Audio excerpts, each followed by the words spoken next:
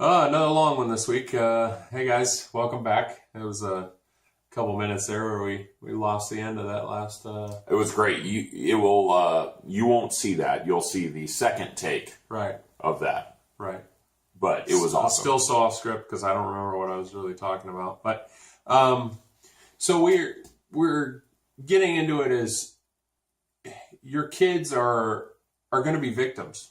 I mean, I was a victim. You were a victim. Sure. Your daughter's a victim right now. And I suspect that my son will eventually be a victim to some degree. He might be a giant, but maybe that's the thing that they poke fun at him is like, wow, you're insanely large or something. Right. You know, you're too big for your age. And I think that that's jealousy in a sense. If it comes down to that, maybe he has a growth stunt or something like that and not a growth spurt. But we're in this society now to you know, they say that the future is for the children and everything that we do is for the kids and all this stuff. And I don't really think that that's true. I think that you need to live your life, you know, and if you're subject to bullies, you know, you don't want to eliminate that person so that your kids don't have to deal with them or something like that, because that would be the only real true answer there. To protect the future of your children, you have to eliminate all possible threats. And you can't really do that in a sense. But, you know, so if my kid is the subject of bullying, you know, I think that I would like to teach him that he's not alone in it, because I felt alone. Yeah. And it was the thing that basically made me just go to that dark place was I didn't have, you know, our parents were telling you, you know, you need to go back to school, you need to go back to school. And you're like, I don't want to go to school. School is a terrible place for me. I don't want to be in that bad situation. And you got put back into it anyways. And you didn't have the choice because you had no power. So if you're able as a parent to, I don't know, not just push aside this issue with the kids, that is, it's just something that all kids go through. Is there's some bullying, and maybe you're popular, maybe you're not popular, but even the popular kids are still subject. They to go through it too. Yeah, and well, maybe that's when they got to be popular because they took it on as a challenge, and they said, "I'm not going to be the bottom person here. I'm going to go be top dog out there." So if we can do anything for our kids, is be there with them and really try and understand what they're going through, because if it's anything like what I went through or what you went through, then it's not, it can't stand in a sense, but you know, you can't just go change schools or something like that. You know, districts are pretty strict nowadays to where you live and everything. Sure. So you have to deal with the parents of the bully. You have to deal with the school district directly. You have to strengthen your child emotionally, and if possible, physically. You know, make them stronger. And, sure. You know, you say, here's your first recourse. Be wittier. Here's your second recourse. Be stronger. Yeah. You know, like if that's what it ends up coming down to. It's so like you should always. It's the Roadhouse rule. You know, be nice until it's not time to be nice anymore. So I want to address something real quick. I didn't quite get to this in our first cut of this cut, but my children have been absolute punks to each other, for sure. Absolute punks. Now, in one way, we say, well, they're within this family unit, so they still love each other at the end of it. And so even though Summer took Charlotte's toy, and Olivia took Hannah's toy, and then Hannah took another toy and hit Olivia in the head. And then Olivia pushed Hannah down because Hannah's the youngest. And, you know, and they're hurt and they're mad and they're upset and they're screaming and they're crying. And we're actively involved in this. It's not like we let the kids run amok. It's that they're kids. Yeah. And they are by nature selfish creatures. And they want what they want, and they want it now, and we're teaching them to be better humans. We treat that level of violence, though, and frustration, and the mean names, and the things that get said, we treat that as completely separate from an external threat, a bully. Right. And we, in some ways, quit doing the coping strategies that we're teaching them inside the home because now there's this external threat. I tell our kids, hey, are you okay now? Like, that's why I tell my kids, are you okay now? No? Okay. You go sit on the couch until you're okay. And when you're okay, let me know and you can come back out and play again. To the hurt one. Now I'll comfort her and I'll hug her and everything. But, sometimes kids are just inconsolable for a little bit. You put them on, hey, you let me know when you're good. I'm going to go over here. They're not in timeout. They're not stuck there. They can leave. And we don't necessarily do that with our own kids when they're in that situation. So I think we need to your point, not let our children feel alone, be it in elementary school or high school. And then I think in the workplace, don't let people feel alone either.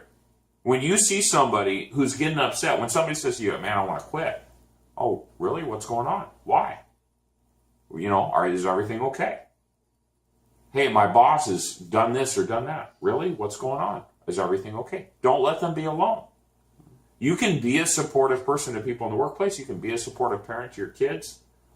And I wish I had known that lesson better when I was in school, because I feel like I would have come out of that experience a much more self-confident person than I did. Yeah. Well, it's a tough one. It's a very tough topic. It's very much part of our society that we ignore people who aren't us. If it's not my problem, it doesn't exist. And if you want the world to be a better place, you have to actively try, in your own instances to do that. And that's the only way you'll ever see, this utopia that we're all craving, where we each get to be who we want to be and act how we want to act and dress how we want to dress and, make up body parts that don't really exist. So we can, I'm not trying to be offensive to anybody who's I don't know, whatever you call yourself anymore. But I'm not you, so I don't know exactly what your pain is. But you're not me, so you don't know what my pain is. And I've said this 1,000 times. My pain is as great as your pain. Whether it's a splinter in my finger and you just had yours cut off. Because I can't feel what you're feeling. Right. And you can't feel what I'm feeling. Oh, it's in there real deep. It's totally gone. It's that level of understanding. Like people say it's empathy.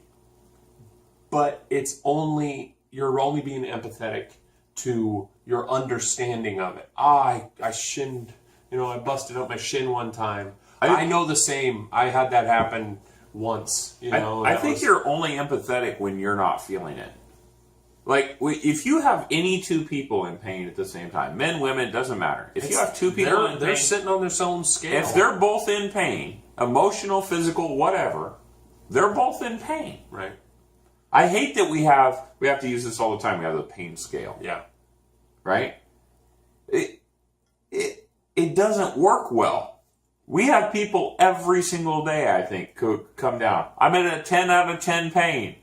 Okay. You shouldn't be talking or walking. A 10 out of 10 pain should be debilitating. You should be falling over. I just saw you whistling as you walked down here. Well, yeah, I was whistling as I walked down here. But I'm in a coping mechanism. It's a 10 out of 10 pain. It's right on the end, right? This little, right here on my elbow. And you're like, it hurts in this general area. This part is right, a 10. This hair right here. And so, look, like, we are an imperfect people. We're an imperfect society.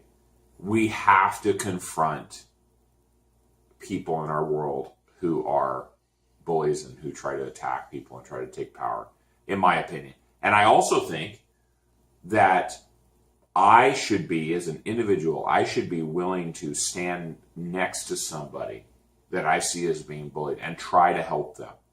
Whether they're your friend or not. Absolutely. A person is a person. Don't take a selfie at a car wreck, right? Don't let tragedy happen and be a bystander. Don't let people be in pain and ignore their pain. Yeah. It's immoral. It's unethical. It's wrong. And if we all try to be involved on purpose, it helps others. You're not going to have a perfect life. It's highly unlikely. But we can all push harder to try to be caring for people who are going through hard times. Yeah. Everybody has them. Yeah. Well, if you stuck around through the glitch, then thanks. Please like, comment, subscribe. It really helps us out. And I know we're getting out to the world in some ways, but we can always bring more people into this circle, and maybe we can learn something from them. And if you have something to say, then let us know. Yep. So we'll see you next time. Bye.